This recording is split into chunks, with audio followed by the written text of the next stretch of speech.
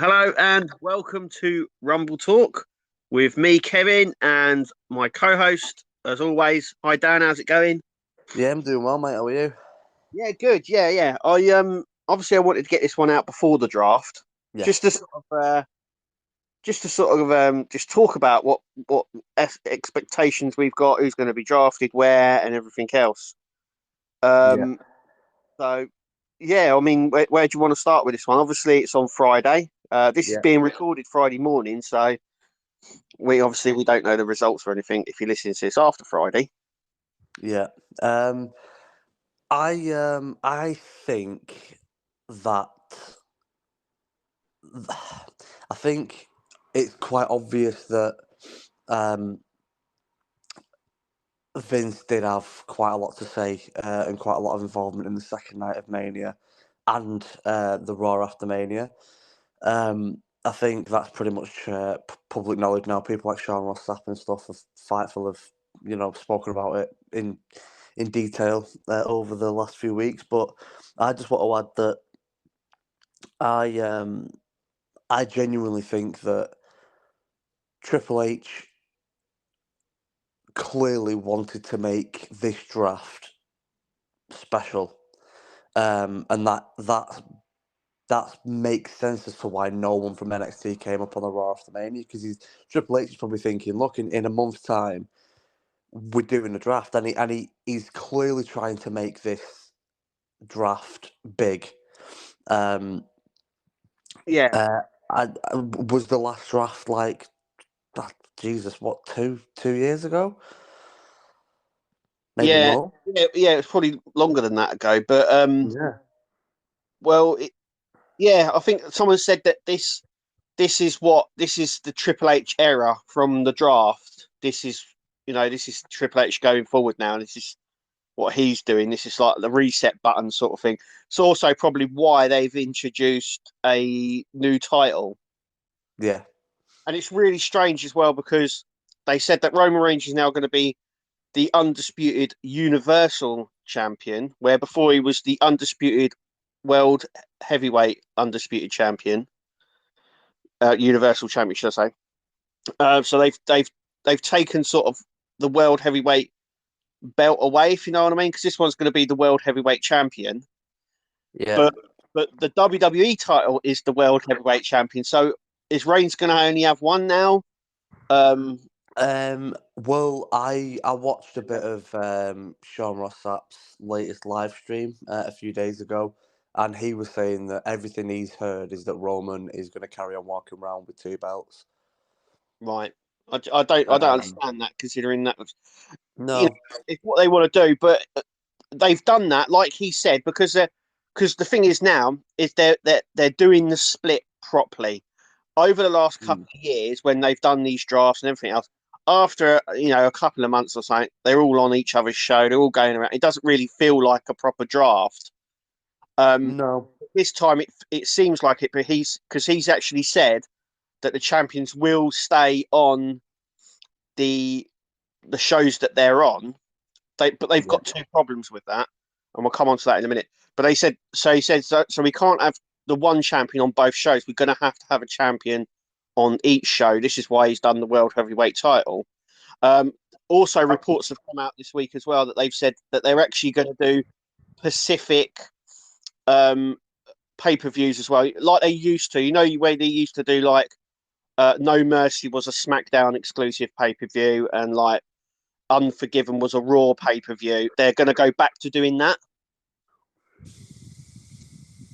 yeah. I mean, yeah, I think that would work well for AEW. Given the fact that there's a rumours that CM Punk is returning, and obviously him and the Elite can't stand each other, and that's Uh, why that's just that's like why they're doing a brand split. So Yeah, if it's if just like Mox said, didn't he? He goes, he's been all over the world. He's been loads of locker rooms. He's been in like ballrooms and WWE, and he's been, at like bingo halls and all that. And he goes, I've never been in a place that has so much bullshit yeah, and yeah, AEW, which kind of tells you a lot. When we joke about and we say, the inmates are running the asylum. It really feels like that. Even with Yeah, comments like that, it kind of feels, and everyone's yeah, like, "Oh, what about CM Punk? He doesn't like the elite, and we have to keep them separate." Really? These are grown fucking men. You know, suck it exactly. up. Loads of people have wrestled Yeah, people that they don't like. yeah, You know, and you know, it's not just the whole grown men thing. For me, it's where is your professionalism, and you know the it isn't the young ones. It isn't, you know, your Darby Allens and your, you know, no, Sammy Guevara's and, you no. know, the ones that are causing hell. It's ones that have got vast amount of experience. Um, so yeah, it's interesting.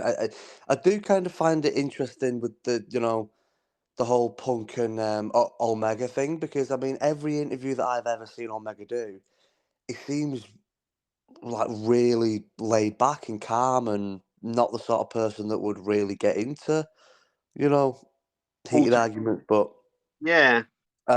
one thing I do want to say is poor Renee. I mean, Renee Paquette, everyone loves her. She's really, really, really close with CM Punk. Really, really close friends. Yet CM Punk's slagging off her husband, and now her husband don't like him.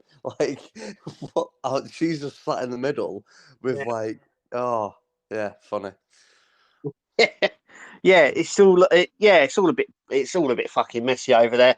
I Yeah, mean, they are doing, we'll get back onto the draft in a second, but AEW are yeah, doing a new show called AEW Collision. It's supposed to be yeah, sort of like a brand split, yeah, and it's supposedly to it's going to be on like sort of a prime time as well, sort of like 8 o'clock on a Saturday or something like that.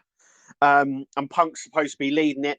No other information has really come out about it, but it's interesting that they're going for a split and they're giving more shows to AEW as well, considering Rampage has sort of fallen off the cliff.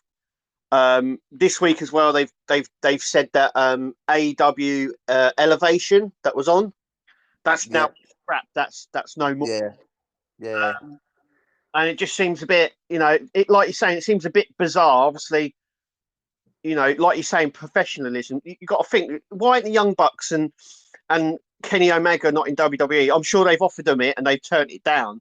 But you kind of think that with that sort of bollocks, wouldn't have happened in WWE. no. Do you know what? Right, I have. There was obviously, on the Monday night, Tuesday morning for us. Obviously, you know, it was all coming out that Punk was backstage at Raw, and obviously, when you first read it, you think, yeah, oh, was it? Was it bullshit? Well, you know, it's pretty much, you know, been confirmed that he was there. Yeah, I, there was a video circulating of it. Yeah, well, I mean, to be fair, a lot of these people, like, I'm like, even people like bloody Dave Meltzer and people like that, when they put stuff on Twitter, I'm always a bit like, yeah, whatever. Yeah, yeah, I'm always a bit 50-50. The only one that I ever listened to, I've said this a million times, is Sean Ross Sapp of Fightful. Is the only one for me with that much credibility that when he says no, this happened, I believe him. Um, yeah. and he was talking about this on his live stream, and I think my only question on it is why the fuck was he there? He what it came out that he caught a flight to Chicago because that's where Raw You- was, That's his and hometown. That's where he lives. yeah, that's where he lives. And he said he was on a flight going home, and he happened to be on the flight with several WWE talent, and they were sort of saying, "Oh, we've got Monday Night Raw at the arena," sort of thing. And before he went home, he went, "Oh, okay, I'll come and say hi to everyone." And the video of him in the parking lot, he's with Tamina, and they sort of walk in. Like he said, he walked in, he just said hello to everyone. I suppose you do that, don't you? I mean, if you He hasn't though. He hasn't done that in 10 years. yeah, I know, yeah, yeah. So I think what happened was it was just like one of those off center things. When you haven't, I've done it before. I've worked at places, and when I've bumped into people that I used to work with years ago, and they've gone, "Oh, well, I'm meeting some of the lads from the old work at the pub. I'm just going there now," and you're like, oh, go on, I'll come with you, sort of thing. See how everyone's getting on. You go there, didn't you? And you start talking to them. I suppose it was a little bit like that. You know, you got talking to them on the flight, Yeah, and they it were just like, seems very unpunk like, because Punk's very much, no, I've already spat my dummy out and I'm not finding it and "Yeah, putting it I back think in. what's happened was, or I think what happened is what I've just said, but I think also as well, I think what happened in AEW sort of changed him a little bit, and maybe he's thought maybe I shouldn't be fucking so childish and so Yeah, fucking yeah, yeah, arsed about shit. Maybe I yeah, shouldn't take all this shit for granted because I think he used his name a lot. He was like, I'm CM Punk. I can do and say what the fuck I like. yeah. This is me. But I think what happened is AEW gave him a little bit of a reality check, and Yeah, I mean, what maybe does I shouldn't act like this anymore because obviously if he acted like that in WWE, it wouldn't have come out. no, In but AEW, it's like an open book. You know, everyone knows fucking everything. yeah, I mean, the only thing that kind of makes sense with that is the fact that, apparently he has smooth things over with Miz, and apparently a Yeah, big reason apparently. why he wanted to go was because he wanted to, smooth things over with Miz, and Yeah, he but said like, he saw Missy. He shook his hand. He said he saw Triple H as well and shook his hand. yeah, And yeah, then he took a load of people's yeah, hand, spoke yeah. to them. I mean, even on his live stream, Sean said that he did have a very brief encounter with Triple H. He said he has heard that they did kind of walk off to somewhere quiet, just the two of them, and spoke for 5 minutes. Yeah, Um, and then that Punk was just hanging out backstage, just going around, talking to everyone and catching up with people, which is lovely. But you know. One thing that Sean Ross Sapp said that made me think, yeah, no, I'm with you on that, was he made 2 points. The yeah, first point was, why the fuck is CM Punk backstage at Raw doing that? Like, if it's CM Punk, if he wanted to make things up with Miz, he can get his phone number. Like, if he wanted to have a meeting with Triple H to talk about whatever, yeah, fuck, Triple H would have probably drove to his house before earlier on in the day, before going to Raw. Like, yeah. it's CM Punk. Like, I him suppose, I going suppose, backstage at Raw kind I of is a bit suppose though, like, if he got his number, would the Miz pick it up? You know what I mean? If you go and see someone, then they're less likely to like, yeah, you know what I mean, stick nose up at you, sort yeah, of. You know, if you yeah. I ring mean, someone, they're less likely to not pick it up. They go, "Oh, fucking hell, seeing Punk's ring, I'm picking it up." But if they see him, they sort of have to go, "Oh, all right," you know, whether they like him or not. But like I said, you don't get that sort of yeah, like in AEW, you don't get that in WWE. It's sort of like if there is a problem, it you know what I mean? Because we've heard about it for years. There's loads of documentaries about the wrestlers fighting yeah, and coming to blows, but somehow they always at the end, you know, they've took lumps out of each other in the back, and then they've sort of shook hands, and that's it. yeah. You know what I You mean? And know, they can still work together. Yet in I mean, AEW, they've had this problem with he's had this problem with the elite, and they can't seem to work with each other. yeah, I mean, the second point that I wanted to make before we move on to the draft was, Yeah, that I agreed with, was, Sean said, he said, look, everyone's obviously, saying, you know giving Vince shit, saying, "Oh, fucking Vince McMahon," and everything's going great, everything's nice and cordial, and CM Punk after over a decade is finally, burying the hatchet, and yeah, building bridges, and ones that he was friendly with last time. He was, he's catching up with ones that he fell out with, like Triple H and Miz. He was making up with, and then as soon as Vince gets wind of it, he's like, "Get him out of the fucking building!" And like Shawn Sapp's like, "Yeah." So after Raw after Mania went down really poorly, Vince McMahon has stripped back his involvement on recent weeks, and he did probably, step over the mark and stamp his authority where it probably wasn't wanted or needed on mm, Monday again. yeah, He said, but what you need to remember is Vince is probably the only one there who is only thinking business and is thinking, hang on a minute, he's only suspended from AEW. He's still under contract with AEW. yeah. If if So if if if if Tony Khan and AEW think that he's there having meetings with Triple H about possibly signing with WWE. Punk and WWE can get bloody what do you call it? Fined. Can get bloody Yeah. what word am I looking for? But you say that, but there was a picture that came out of Cody Rhodes at WrestleMania with someone from AEW. Yeah, it was. It was DDP and Ricky Starks, wasn't it? Yeah, yeah. I can't remember who AEW who it was, but there was a picture backstage with Cody. Yeah, I'm pretty sure it was DDP and Ricky Starks. Right. Oh yeah, I think you're right. I think it was Ricky Starks.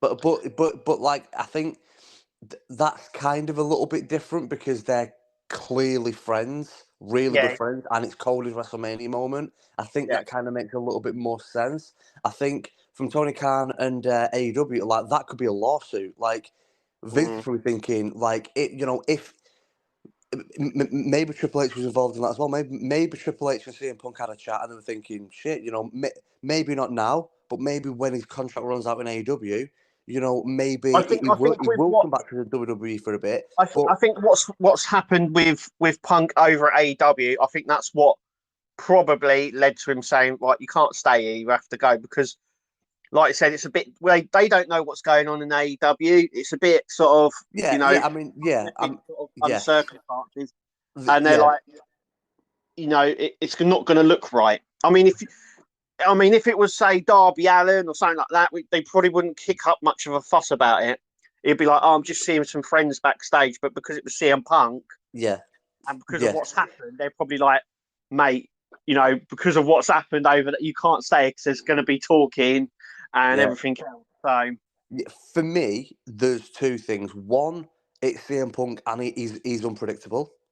yeah, That will be a worry. But for me, I do actually completely 100% agree with Sean Rossap. Like, that could be, and again, could be, if Tony Khan and AEW read into that wrong, they could go, well, is this contract tampering? Are you trying to sign one of our talents up without asking us permission to speak to someone that's under contract for us? Like, that could be a real fucking legal nightmare. So it does yeah, make sense for them to go, it's lovely that you're here, but you can't be here. yeah. I suppose it's a bit like because we've had it at our old work, well, where I work now actually, where someone has left, right, and then they've sort of come into the workplace, and you're like, you don't fucking work here anymore, mate. And he goes, oh, I'm just seeing friends. Go, all right, well, say hello to them and go because you can't really be here. Yeah, That sort of thing. yeah. So I think, yeah, it's like that as well. yeah. No, So but interesting anyway. yeah, Interesting. It is very, very A- interesting. AEW is more of a talking point, I think, at the moment than WWE because of what's. It's always a bloody talking point. There's always some drama going on there backstage, and God knows what else. Yeah, You know what I mean? yeah. It's I think. I think Punk probably will go back to AEW. I think he will lead this I'm second almost certain brand. because I think they said that one of the criteria for them to do another TV show, an AEW collision, was to have Punk there because he's a money drawer. So it makes sense that he goes back there. But yeah, the drama and everything else that goes. Like you said, there doesn't seem to be a professionalism. No, no, Um, Makes him and look petty. But it is what it is. I think so.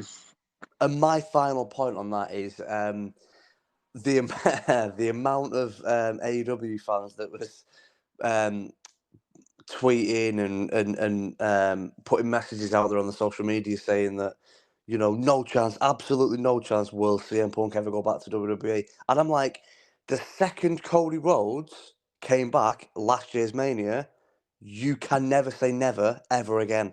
Well, not only that, you got to think of people like Bret Hart as well, who when he left for WCW, everyone thought that was it, and and everyone thought that he hated Shawn Michaels, and he came back to WWE.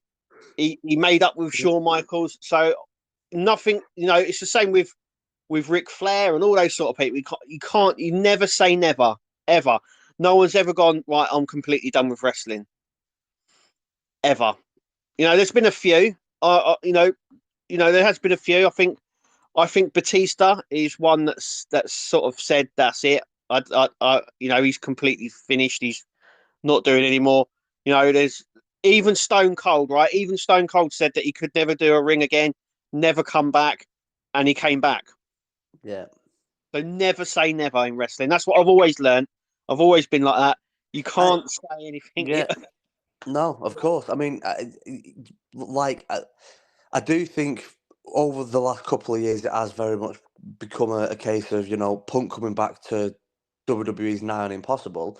But then what's happened with Cody makes everything now possible. And obviously, Punk turning up backstage at Raw only makes it, even more possible in the future. And, I believe that. Specifically, if I don't actually think the only interview that I've ever seen Triple H give on Punk, because he never really talks about it, is a very very early episode of Corey Graves After the Bell, and he said, "Look, that he said I have regrets from that because that was just breakdown in communication." He said because the second Punk came through and debuted on the main roster, he was very, very, very cold towards me, very, very instantly, and I thought, oh, that's weird. I don't remember even having a conversation with him. I don't know what I've done to upset him. And then whoever it was, somebody had told him. I do think it was Miz. Well, that's according to Punk anyway. That Miz had told Triple H that or had told Punk that Triple H can't stand him, has been slagging him off and blah blah blah blah whatever. And when Triple H got wind of the fact that Punk had been told to not speak to Triple H because he can't stand him and that this, that, and the other don't like him, Triple H was like, I didn't even really know who he was. You know, I Yeah, didn't. Before he signed with WWE, I didn't really. I'd heard his name, but I didn't really know who he was. How am I going to not like someone that I didn't know? But they just never communicated. They just never talked. yeah, So if they can now actually be grown ass men and actually have a conversation and realize actually they'll probably end up becoming friends. Um, so who knows? In the future, who knows? yeah, exactly. Like I said, never say never, especially in wrestling. You can't really say much because No. things all tend to happen. So, um, back onto the draft though. Yeah. Yep. Yep. Yep. Um, WWE today have released the stars eligible for night one and night two. There's also been some criticism as well that there's been no mention of Alexa Bliss or Bray Wyatt. They're not even featured on any of the promotional material or the list of. They've done. Obviously, they always do a picture, don't they, of all the superstars. Obviously, you can't fit them all in, but most notably, obviously, Bliss and Bray are missing from it. So there's obviously speculation what's going on there. They're Um, probably going to be doing a surprise where they both come back together, and yeah. they don't want to ruin it by advertising them. Um, what is interesting though on the list, so it says night one and night two. What superstars are eligible? It's interesting that and now I thought that the Triple H said everyone is eligible. It doesn't matter what's happening, every single person. But actually, is they've listed. Now I don't know if they've just listed them because they're in teams, but they've listed things like damage control. And all they've done is they've listed damage control. And then in brackets, they've put Bailey, Io Sky, and Dakota Kai. But they've listed it as one, if you know what I mean. The same with the Bloodline, Imperium, Hit Row. Yeah. A lot of the tag teams, they've sort of, even the Bloodline. The Bloodline, though, is really interesting. So the Bloodline that are eligible on Friday, it just says Bloodline. And in brackets, it's got Roman Reigns and Solo Sikoa. That's it. Oh, that is interesting. It doesn't say anybody else's name. and on night 2, it's got the Usos listed as the Usos and Yeah, not that's Bloodline. interesting. That's interesting. It does say a little bit at the bottom though. On each night, it does say on the bottom. It says selected NXT stars on both nights. It just says selected NXT stars. Yeah, It's interesting. It's got the tag teams listed as one. So it's got people like the Street Profits, the OC as AJ Styles, Luke Gallows, and Carl Anderson, and Mitchin. yeah. You know, I'll be completely honest, Kev. I, Yeah, I don't like it. I I don't like them doing it across two two nights. nights. I Yeah, don't like it because they always end up saving big names, quite a few big names for night 2 because, and there'll be even more this time because it's Raw. Raw's the flagship show, so yeah. there'll be quite a lot of big names that won't get drafted on night 1 because they'll want to draft them on night 2.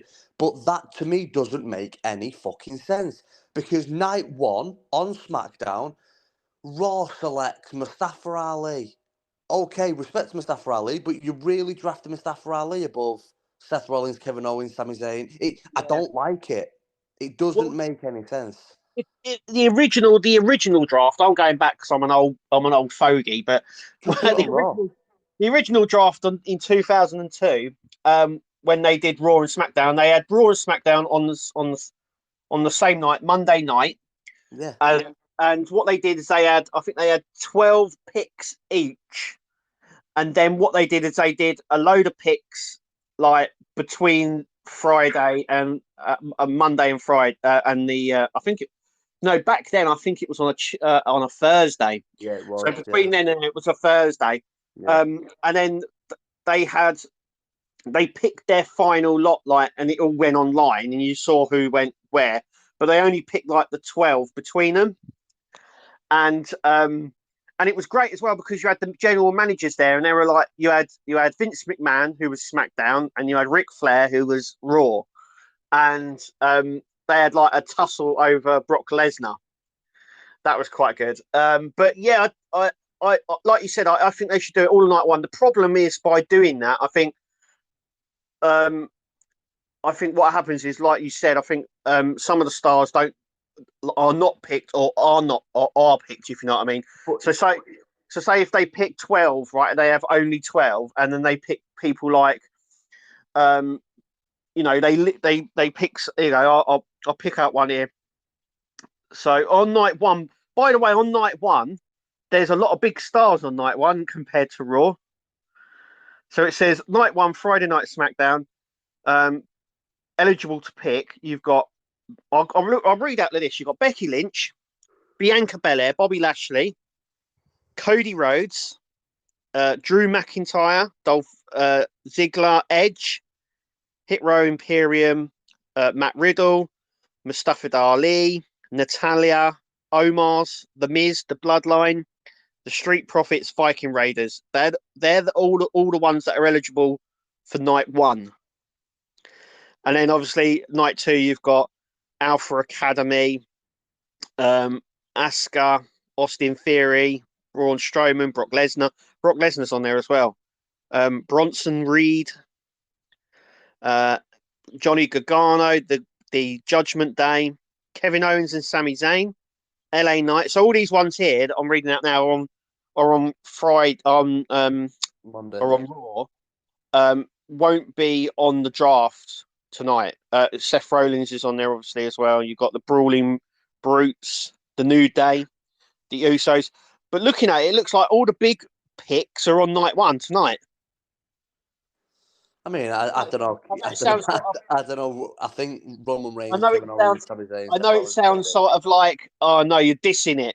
But when you've got people like Cody Rhodes, Edge, um, you know, Roman Reigns, all the Miz, all on the first picking, so you kind of think I that's think, to be you honest, know, what after you've read them out, I think they've pretty 50-50'd it.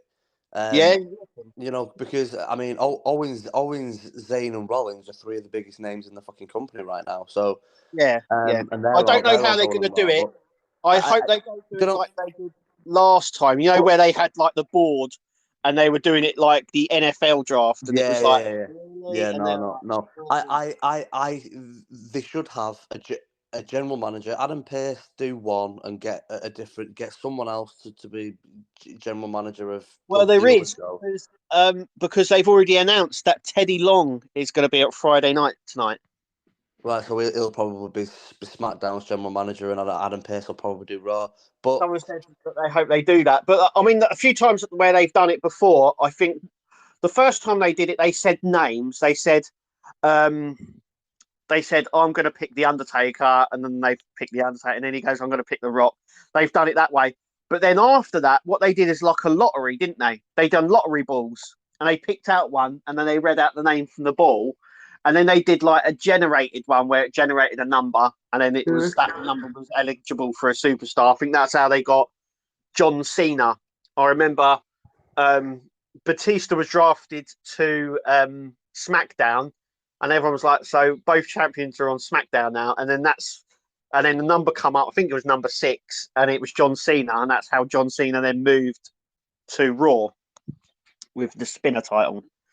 Um, but yeah, I don't know how they're going to do it. I hope they don't do it like they did last time. Like I said, with the NFL draft sort of thing, where you had the two companies round the board table and they were sort of strategizing and all this crap. I was like, no, can't be like that. look, the point that I want to make on the draft Yeah, is really simple. I don't like it spread over 2 nights for the reasons that I've said, because yeah, for me, it undermines your top talent. Like, I don't care what anyone says. This is supposed to be a draft. yeah, Nobody is not picking the big stars first. yes, So the fact that you're having to save some big stars for night two means yeah, that you're going to be picking people like Omos above Kevin Owens, Sami Zayn, Seth Rollins. It doesn't make any sense, and I don't like it. Now, for yeah, like people saying that Raw is plenty big enough, when you think that they've already announced like 3 or 4 matches that are going place on SmackDown. Now, SmackDown, when you take all of the adverts out, is only an hour and a half long. So the fact that they've announced 3 or 4 matches already, so and that's in between the draft. Raw's 3 hours long, yeah, so if you did it all on Raw and you only had, 2 matches, have one match at, 10, 15 minutes long, and then have a main event after after you've finished all the draft. Raw is definitely long enough. If you take out a lot of the, backstage promo bullshit that we don't need for that one night, and you only yeah, have a couple of matches, you can easily fit in a full draft on a Monday Night Raw, because they've literally done it before in the past. yeah, yeah, Just do it in one night. yeah, yeah. It's sort of like I get what you mean. I mean, you know, Cody Rhodes is up for picking on Friday, and some you could say Raw picks Cody Rhodes, and then the next pick for SmackDown they get Mustafa Ali. That's no disrespect for Mustafa Ali, but No, like you but said, it's sort of yeah, like yeah, you know what I mean? it doesn't make any sense, and it destroys the enjoyment as a fan when you're watching it, because you're like, as all the the mid carders and the lower level talent are being drafted. Yeah, All you got in your head is, well, I don't really care. I'm like, after the first 15 minutes of SmackDown, everyone's gonna half tune off from the draft. No one's gonna be interested. Everyone's gonna be thinking, well, I'm just gonna wait for Raw now, because I want to know yeah. You mean where Rollins is going and Owens is going. yeah, they'll be like, oh, Raw picks Cody Rhodes, and then they go SmackDown picks Maximum Male Models. Exactly, and that's what I don't. That's exactly what I don't like. Yeah, yeah, It's bullshit. Like, do a draft on one night on Monday Night Raw, and you would pick your top talent first. because Yeah, that's what makes sense, and that's what, as a fan, that's what makes excitable TV. Because if Raw picks Roman Reigns and then SmackDown picks Seth Rollins and then Raw picks Cody Rhodes, you're going, oh, Roman and Cody are on the same show, and when it's done like that, like straight away, all in one night, you get more excited than when it's yeah, dragged out over two shows, but one's yeah, on Friday, one's on Monday. Like it for me, it ruins all of it. It takes so much of the excitement away from it. I don't know why they do it. I've got a feeling that it's kind of out of their control because I think Raw and SmackDown are on two different networks. One's on Fox, one's on the USA Network. I think I think contractually they have to split it. yeah, I yeah, don't think Vince and the board and Triple H have a say on it. I think both USA Network and Fox are going, well, hang on a minute, I want the draft on my network as well. And so I don't think that they have a choice, but it still sucks. yeah, yeah. I'm surprised they've done this last couple of times actually, where they've done the draft on a Friday and then continued it on the Monday. Why not start it on the Monday and then continue it on the Friday? I don't know. I've got 5 minutes before I have to go and pick my daughter up. Yes, mate. So, Yeah. last point that I think we have to talk about, because it wouldn't be the draft if we didn't speak about it, is who do you think from NXT is getting called up? Um. Did you watch um Spring Breaking? No, no, I've not seen it yet. Right. Okay. Okay. Well, I think I've forgotten his name. Bron Breakker. That's it. Yes, I know it was there. Yeah, I think he's going to get called up. Mm, I don't think Carmelo Hayes is, even though they're really high on him because he's the NXT champion. yeah, I yeah, yeah. don't see him No, being called up, no. considering as well that considering Triple H said that the champions are going to stay as champions, and I want to make that quick point as well. If that's the case, then what happens with the tag team titles? Because he said, "Oh, we want a champion for one brand and one champion for another." But how does that work with the tag titles and the women tag titles? But anyway, um, yeah, Braun Breaker, pretty deadly. Um, I think they're going to be brought up. I think they could be. I don't like them, even though they're English. Oh, I like them. They irritate the living shit out of me. I think they're brilliant. Mate, honestly, I want to put my hand through my TV and bitch slap the pair of them. I cannot. They irritate the living tits off me. They, Now, they've got I tell you talent. what, they're really good. They're really good wrestlers. They're really good at what they do, and Yeah, I think the no, characters look, they got are good. if you like that form of entertainment, then great. Look, in terms of talent and getting yourself over and being unique and being different, because people like us that have been watching wrestling for 30 fucking years, it's very rare for me and you to go, oh, that's different. We've Yeah, seen it all before. They are different. I take my hat off them, both in the ring and in terms of characterization and what they've done. yeah. They just irritate the fuck out of me. Every time I see them, I want to bitch slap them. I don't Um, know why, they just get under my skin, the pair of them. yeah. So I'd say pretty deadly. I would um, also, I would say Cameron Grimes. Now he hasn't been Good seen shout. in NXT for ages. Love Cameron Uh, Grimes. yeah. Um, I don't know who else. This is the thing. I don't know. Like Aiden Chase, Oh, I don't know. I've got a few, you know. I've actually got quite a few that I think will get called. That I'm pretty confident will get called up. Yeah. So for me, I completely agree on Bron. Yep. Bron Breaker, 100%. I also agree on Carmelo Hayes not. I believe Indy Hartwell's the women's NXT champion, I believe. Is she not? Yes, she is. Yes. Yes, Yeah. so if Indy Hartwell didn't have the belt, I would have said her, but I do think that she stays down now. Um, I think Cameron Grimes is a great shout. I didn't even think of him, but I would love that. That would be brilliant. I think Roxanne. I think they've probably very similar with Bron Breaker. I think they've took the belt off her to bring her up in the draft. Yeah, I think she's an absolute pocket rocket. I think she's got a bright future. Absolutely fantastic. Really like her. Cora Jade is another one. Young, hungry, talented. I think yeah, Cora has got a good chance of being brought up. I would be absolutely stunned if the draft ends on Monday night and Grayson Waller hasn't been called up, because he just screams main event to me. yeah, Um, he's a very, very clever heel. Very clever. He's, for me, and no disrespect, because I think in terms of his look and the whole package, and I can get very young John Cena. It's a mixture between a young John Cena and a young Randy Orton vibe off Austin Theory. But I think in terms of a heel, Grayson Waller is everything that Triple H wishes Austin Theory was, yeah. and he just isn't quite there yet. There is two that I think we're forgetting. There were the two older ones that went back down to NXT, and that is Apollo Crews I think he and stays. Dijak.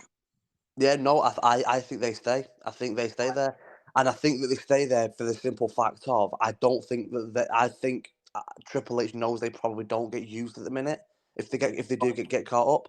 Um, I think they stay down. I think the brothers, Diamond Mine, Yeah, yeah, you I could have think that Diamond them Mine come two, up. them I didn't say and any, Ivan Isle. I didn't say any women, and that was simply because the last couple of women that have come up through NXT aren't used or aren't really there anymore. That's Xia Lee and like Lacey Evans and people like that. They've not gelled, and I don't know why. I don't know. And there's been some criticism, but in the women's side, I could see Zoe Stark coming up, Yeah, yeah, Roxy as well, yeah, Gigi Noland. I tell you what, Gigi's got a bright future, and I think them breaking up. yeah. GG and JC. Yeah, yeah. I think they're gonna. JC. Yeah, I think that Gigi Jane. Yeah, I think they're gonna. One of them will come up. I'm almost certain because next Tuesday on NXT, they've got a match coming up, and I think one of the stipulations is the the loser leaves NXT, Yeah. and then we've got Monday night. Yeah. I mean, then you got Monday, right? And one of them could get drafted. I don't know, but I would expect someone like that. But it's all up in the air, in it. We don't know. It's the excitement of it. It's the excitement of it. Yeah, and we will do another podcast after the draft's finished on Monday. I think Yeah, probably yeah. Next week. probably Tuesday after the Yes. draft's done, and we will probably be sat here looking like idiots, going, "None of our picks got brought up." Assess it, and go. Oh, look, Yeah, this is it. We knew this was but happening. my final point, if that's okay, just before Yes, we go on, wrap mate. up, is I just do want to really nail down what I was saying on Grayson Waller. Um, I don't know your feelings on him. To me, he just screams main event. He for someone who's still quite young and hasn't got a vast amount of experience prior to WWE. I know he did a few years on the Indies, but he's not like it's not like an LA Knight or a Finn Balor or a Samoa Joe or a Shinsuke. Then people that got signed to NXT with decades of experience. He's not that. He's very, very much honed his craft within the WWE program, and I, to me, he just looks like pure money. He is so so good at making you hate him. Yeah, he's definitely one to look at. It'd be interesting to see if he And gets he's good called in up. the ring. I think he's underrated in the ring. To be honest, I think he's very, very good in the ring. Yeah, he's definitely one to look out for. It'd be interesting to see if he does get called up. He's Yeah. he's not held the NXT titles, so it's interesting if Yeah. what happens if they bring him up. But I'm wondering if he may be a little bit. He's that cocky character, and he's like, I'm the next big, I'm the money, and all that sort of stuff. and I'm wondering if he's a little bit like you were saying. I think in ring he's quite good, and on the mic he's quite good. But I think his character is a little bit like Austin Theory's at the moment. Yeah, but I think he's a better So, version. That's what I'm saying. I think oh he's. yeah, yeah, I think he gets himself over and he's a better heel and he's better on the mic and he's more convincing than what yeah, yeah. Austin Theory is. He's Um, definitely more convincing. He's more confident, I would say. like Definitely more confident. like when I'm watching Austin Theory cutting promos trying to be a heel, I just kind of go, you're a bit of a dick. Whereas Yeah, Grayson Waller makes you go, if I was there, I would punch some respect into this cocky, arrogant little twat. Do you know what I mean? Like yeah, he makes you feel something, which is what people that are good at what they do. They make yeah. you Yeah. genuinely want to buy a plane ticket, go to wherever they record and kick living shit out of them. Like they just That's rile you up. that's pretty Um, deadly, isn't it?